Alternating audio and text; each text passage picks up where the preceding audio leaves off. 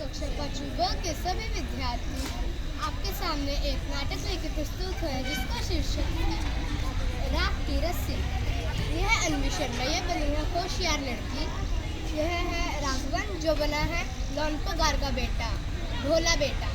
यह राजा जो जसकीरत है। ये दिव्यराज जो लोनपगार मंत्री बने हैं। लोनपगार तिब्बत के 32वें राजा सोनगवसेन गाम्पो के मंत्री थे। वे अपनी चालाकी और हाजिर जवाबी के लिए दूर दूर तक मशहूर थे। कोई उनके सामने टिकता न था। चैन से जिंदगी चल रही थी, मगर जब से उनका बेटा बड़ा हुआ था उनके लिए चिंता का विषय बना हुआ था। कारण यह था कि वह बहुत भोला था। होशियारी उसे छूकर भी नहीं गई थी। लोनपगार ने सोचा, मेरा बेटा तो बहुत भोला भाला और सीधा साधा है, मेरे बाद उसका काम कैसे चलेगा।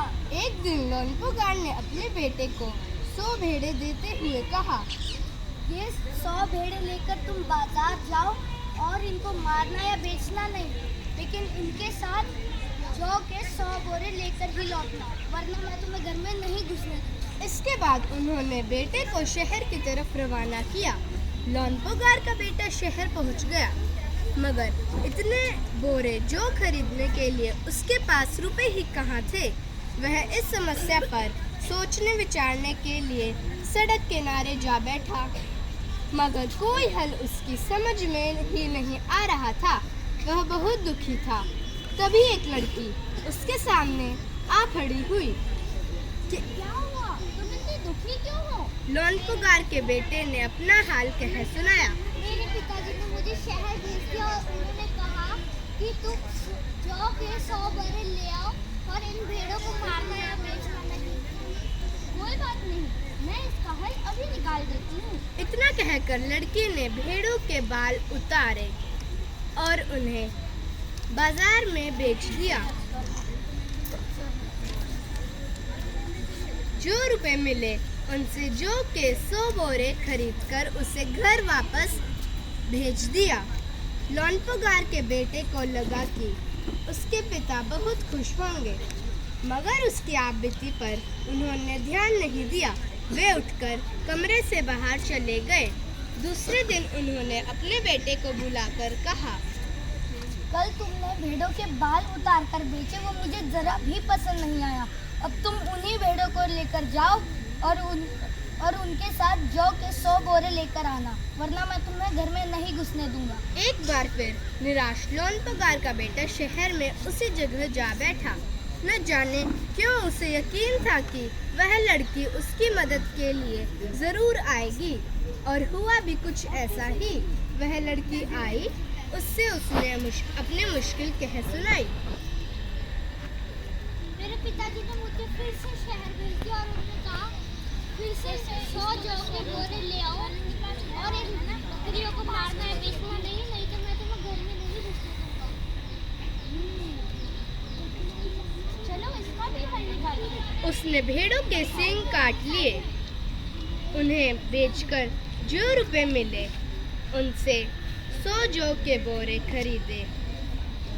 खरीदे। लोनपगार के बेटे को सौंपकर लड़की ने उसे घर भेज दिया। भेड़े और जौ के बोरे पिता के हवाले करते हुए लोनपगार का बेटा खुश था। उसने विजयी भाव से सारी कहानी कह सुनाई। सुनकर लोनपगार बोले, उस लड़की को जाकर कहो कि हमें 9 हाथ लंबी राख की रस्सी बना कर दे।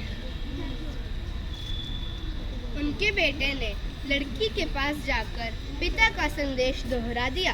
मेरे पिताजी ने तुम्हारे लिए एक संदेश भेजा है कि तुम मेरे पिताजी के लिए 9 हाथ लंबी राख की रस्सी बनाओ। लड़की ने एक शर्त रखी।